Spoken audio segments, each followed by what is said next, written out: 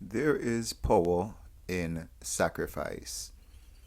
Lincoln here, and welcome to Divine Downloads. This is your biblical news for the confused, where we assist biblically literate males to discern and understand touchy biblical issues to make our families strong.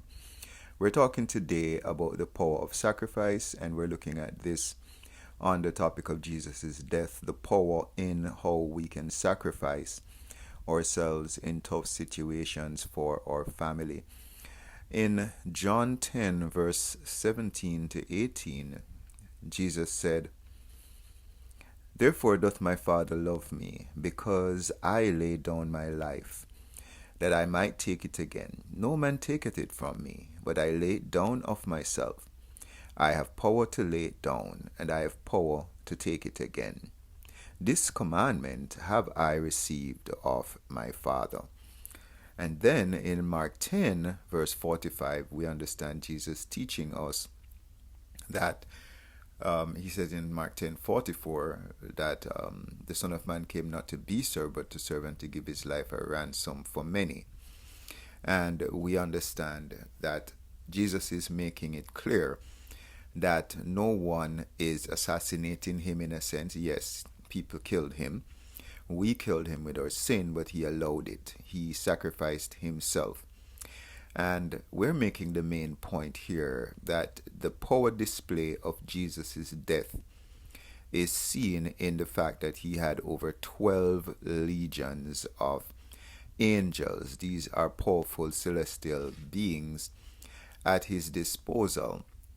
Matthew 26:53 teaches us that, and we go to Matthew 26:53 quickly, and that shows us where Jesus speaks to him having these legions of angels at his disposal. Matthew 26, verse 53, and it says, "Thinkest thou that I cannot now pray to my Father, and he shall presently give me more than 12 legions of angels?" And then in verse 54 he says, "But how then shall the scriptures be fulfilled, that thus it must be?"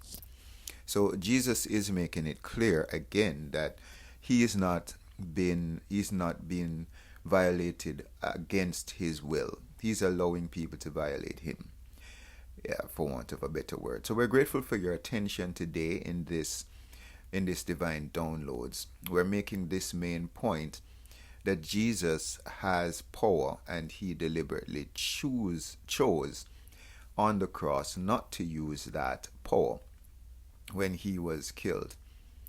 So a legion here, we understand, these are 6,000 Roman soldiers exclusive of horsemen. So we know that there is a testimony. So 6,000 angels at his disposal. So one legion is 6,000 angels. And then 12 legions would be 72,000 angels.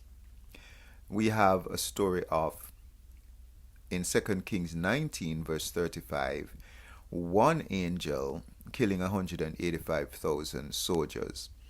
So we understand when we do the math that a legion of 6,000 similar angels could have killed over 1.1 billion people.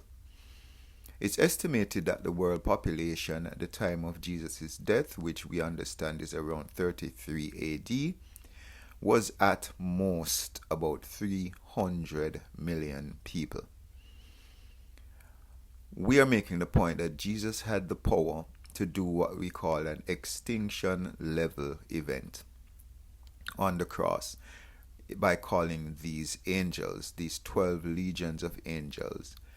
Often we interact with people, we don't know the power those people have inside them, neither do they know the power in us, as the world never knew the power inside Jesus as we slew and abused him.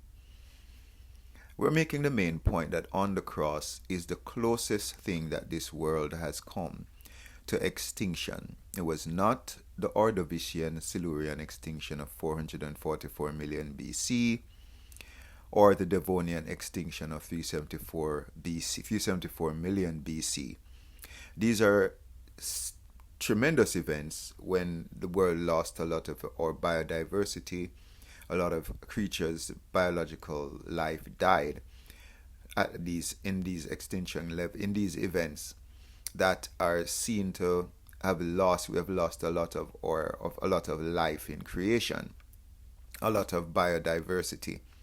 Again, people call another extinction level event. Extinction level event is an event that has the potential to end life on planet Earth.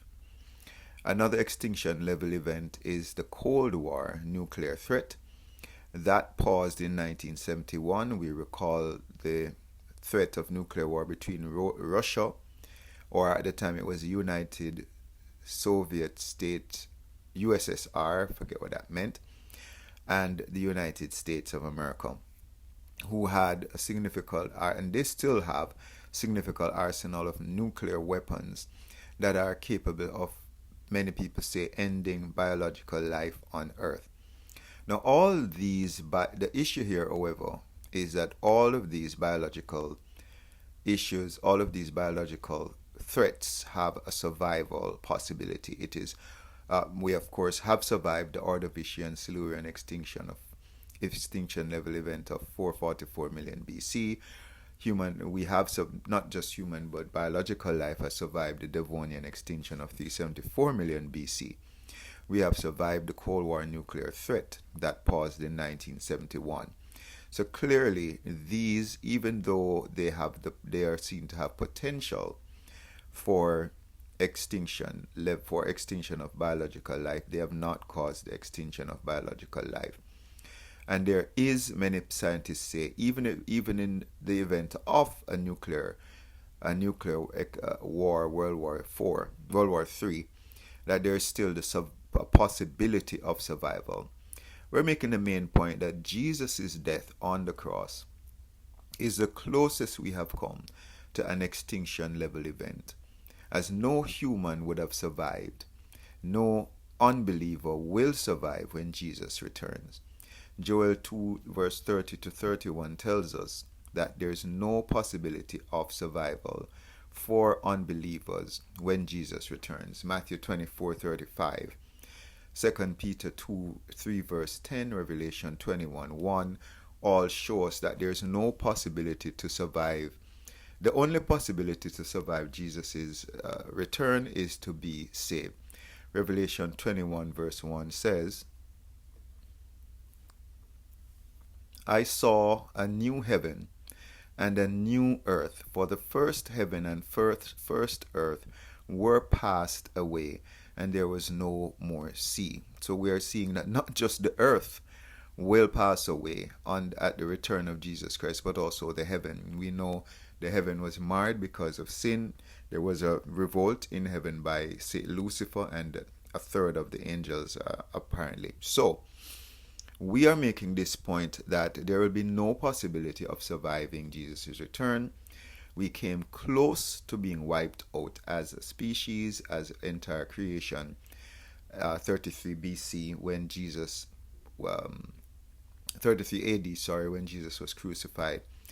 And we understand that Jesus of Nazareth chose to be merciful to creation and all of its species on the cross. The main point we're making today is that we want to remember that sacrifice is very powerful. It's one of the most powerful things Jesus did, because he submitted himself to his Father's will to sacrifice himself so that the world could be saved, to pay the debt to redeem us from sin, meaning to pay the ransom. Sin is seen as a hostage situation, and in many hostage situations, the hostage taker, which is death, needs to be paid so that the person taken hostage is released. That is us as humans. And when Jesus resurrected, he gives us the possibility to resurrect with him once we believe in him. So it is the power of that sacrifice that produces the power of the gospel, Jesus' death and his resurrection. And often when we see people that are being abused in life, it might be somebody that's being bullied in school, somebody that is being oppressed on the job, a woman that is being abused in a marriage, some child being abused in their home by abusive parent, and that child, despite having the power to do something about it, that child submits to the authority of that person abusing them. That child forgives. That person being violated shows patience and restraint. We're not telling people to die and give up our lives, but we're saying that where we react in the same way to the person abusing us, we reduce ourselves to their level. Jesus is showing us that he takes violence by love, by restraint, by not responding in a way that is equal to what people are doing to him, but doing the opposite. Anyway, with that said, we can parent and disciple our families to understand that there's power in sacrifice. And if you have further questions about this, you can contact us by the comment section in YouTube. So why rob God in this world of you and your family? And until next time, be nuclear.